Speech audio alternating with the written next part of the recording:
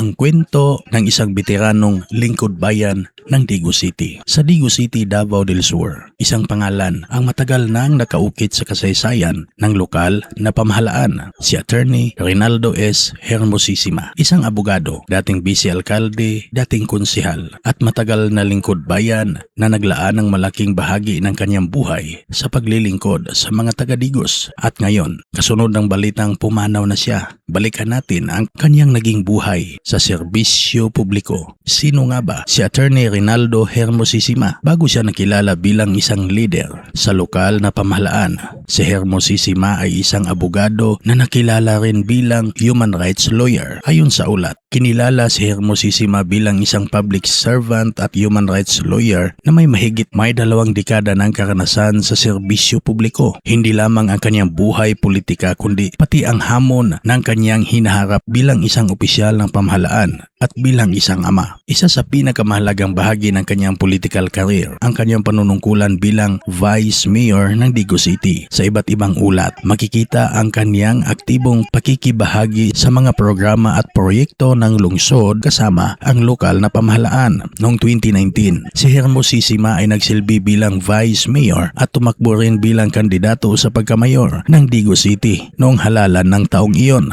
Bilang Vice Mayor, naging bahagi rin siya ng mga talakayan at programa para sa mga barangay at iba pang sektor ng lungsod tungkol sa pagsasanay sa mga community volunteer organization at binigyang diin ang kahalagahan ng pagkakaroon ng sapat na kaalaman sa mga legal na proseso sa barangay. Ayon naman sa biographical research tungkol sa kanyang political career, kabilang sa mga proyektong iniugnay sa kanyang panahon sa serbisyo publiko ang farm to market roads, drainage projects, barangay halls at livelihood programs. Dagdag pa nito ang kaniyang buong suporta sa scholarship grants at financial assistance para sa mga residente ng Digos. Hindi nagtapos sa pagiging Vice Mayor ang kanyang political career. Taong 2022 elections, kabilang si Hermosissima sa mga opisyal na kandidato para sa konsehal ng Digo City. Ayon sa certified list of candidates ng COMELEC, makikita rin sa mga dokumento at ulat tungkol sa Digo City ang kanyang muling paglahok sa local politics bilang city councilor. Noong 2025, muli siyang nakalista bilang kandidato para sa konsehal ng Digo City sa official list of candidates. Sa loob ng maraming taon, naging bahagi si Attorney Rinaldo S. Hermosissima ng political history ng Digo City, mula sa pagiging abogado at human rights advocate